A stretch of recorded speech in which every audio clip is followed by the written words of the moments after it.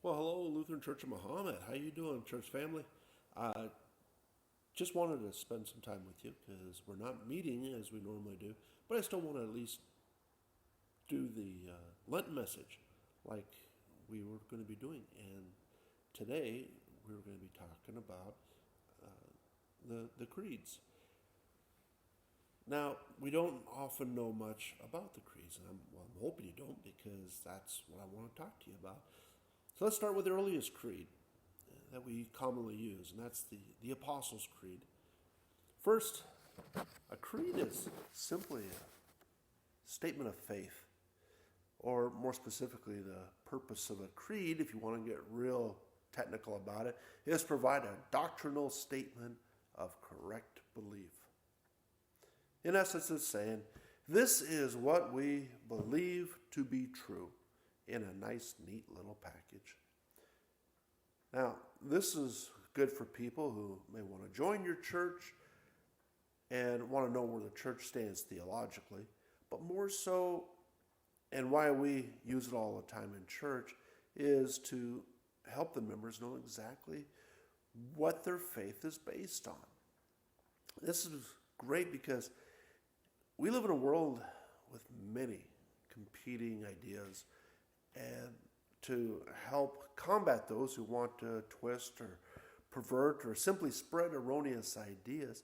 See, the Apostles' Creed is an early statement of Christian belief. It's widely used by members of the Western Christian denominations, including the Roman Catholic Church. You've got the Lutherans, of course, the Anglicans, also Presbyterians, Methodists, and Congregationalists. The first mention of the expression Apostles' Creed occurs in a letter in 390 AD from a synod in Milan, and may have been associated with the belief, which was widely accepted in the 4th century, that each of the 12 disciples contributed an article to the creed. That's why they call it the Apostles' Creed. And in this letter, it said, let them give credit to the creed of the apostles, which the Roman Church has always kept and preserved undefiled. So what existed at that time is not what is now known as the Apostles' Creed, but it was really a much shorter statement of belief. For example, it did not include the phrase maker of heaven and earth. That came about, they figured, in about the 7th century. Now, the Apostles' Creed was based on the Christian theological understanding of the Gospels, the letters of the New Testament, and even to a lesser extent, the Old Testament. Now, because of the early origin of its original form, it does not address some of the theological issues that later creeds, like the Nicene and other Christian creeds, addressed. I mean, that sounds great, but then why do we have other creeds, like, for example, the Nicene Creed? Now, the Christian creeds came about oftentimes at times of conflict about doctrine.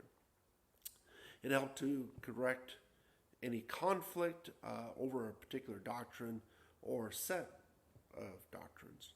Now, the Nicene Creed is called that because it's originally adopted in the city of Nicaea, which is today Turkey, by the First Council of Nicaea, all the way back in 325 AD. It was amended in 381 at the First Council of Constantinople into what we basically identify today as the Nicene Creed. Now, the Nicene Creed came about to address the Arian controversy. Now, Arian teachings came about in about 250 to 336 AD, and it's attributed to a Christian in Alexandria, Egypt. Now, Arianism is a non-Trinitarian, which Trinity, of course, talking Father, Son, Holy Spirit, so it's a non-Trinitarian belief that asserts that Jesus Christ is the Son of God. Well, now that sounds good so far. Yes, okay, so it's talking about Jesus as the Son of God. But at the same time, they believe that Jesus did not always exist. See, this is where we start to part ways. They believe that Jesus did not always exist, but was created by God the Father, making him distinct from the Father and therefore subordinate to the Father. Now, these teachings are contrary or opposed to the Christian teachings on the nature of the Trinity and the nature of Christ. This belief is based on the Arians, believe that they got that from John chapter 14, verse 28.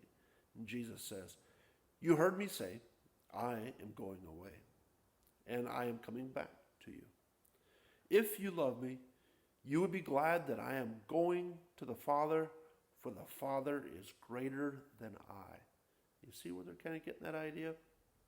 Now, some modern Arian-leaning churches are Unitarians, Latter-day Saints like the Mormons, Jehovah's Witnesses, and the Church of God or Seventh-day Adventist. Although these churches, these modern churches, their origins and their beliefs are not necessarily attributed to the teaching of Arius. It's just that their core beliefs lean that direction.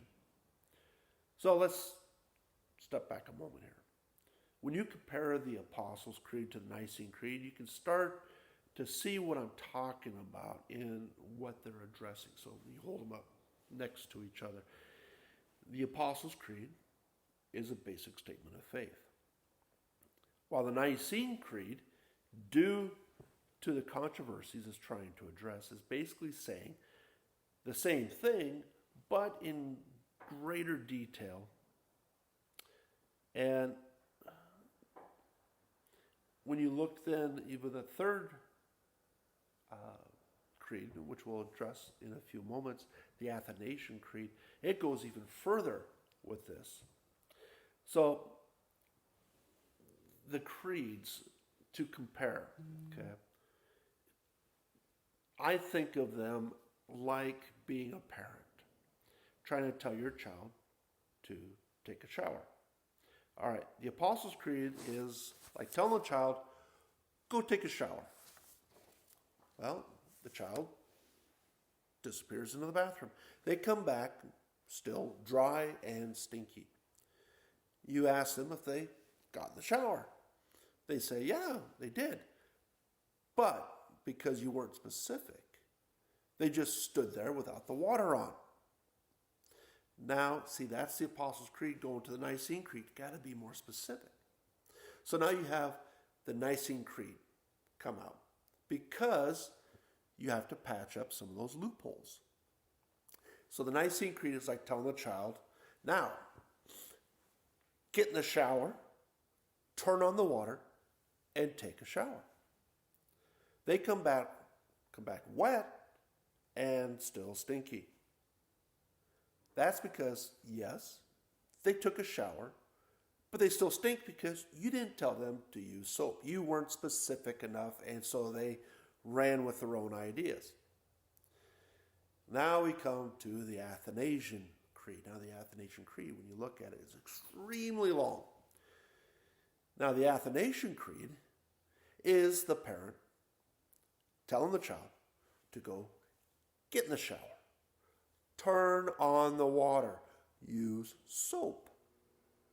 Put the soap on your body, work it into a lather all over your body, rinse it off. Get your hair wet. Put shampoo in it. Work it into a lather all over your head. See, you got to be specific.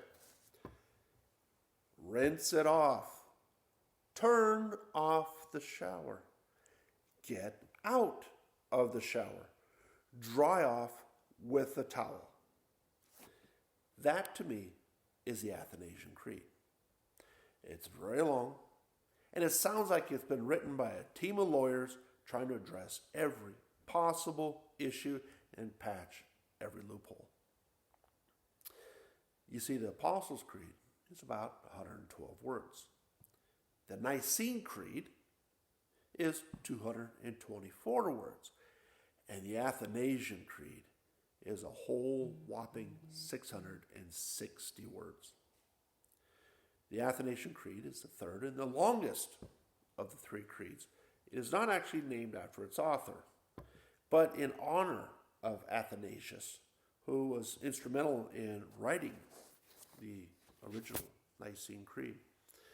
Now, the Athanasian Creed is written in a continued response to the Arian controversy, like the Nicene Creed.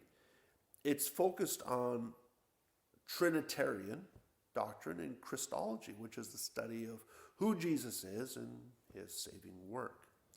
It's completely excluding Unitarianism, which denies that Jesus and the Holy Spirit is true God.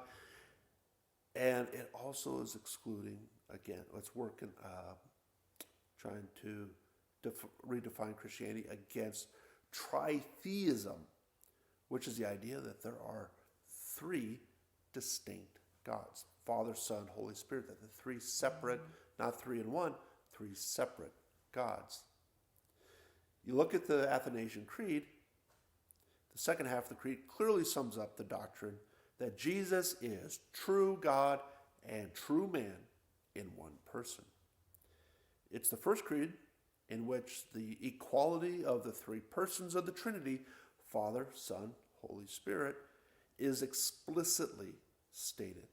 It's different from the Nicene Creed and the Apostles' Creed in that it includes, actually in the last verse, it includes condemnations for those who disagree with the faith as stated in the creed.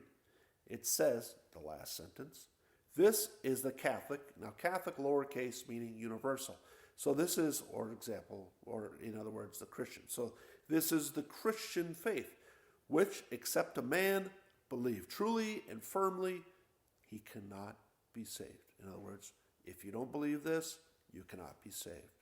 See, now Luther, he thought this creed was a grandest production of church since the time of the apostles.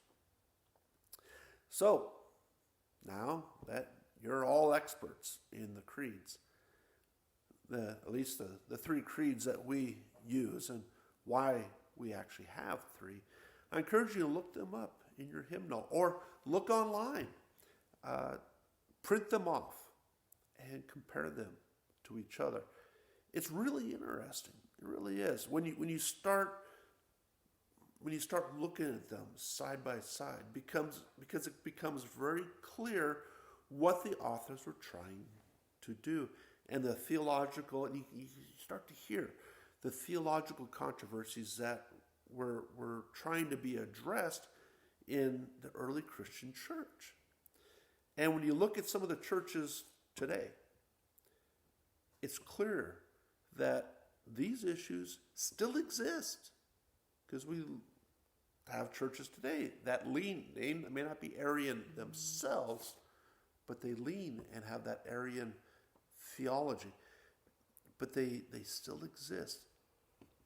And when you look at that and you look at our world today, it just reinforces why we have three creeds and why we still use them. Well, I hope you're all healthy and well, and God bless you all, and I hope you continue to have a wonderful Lent.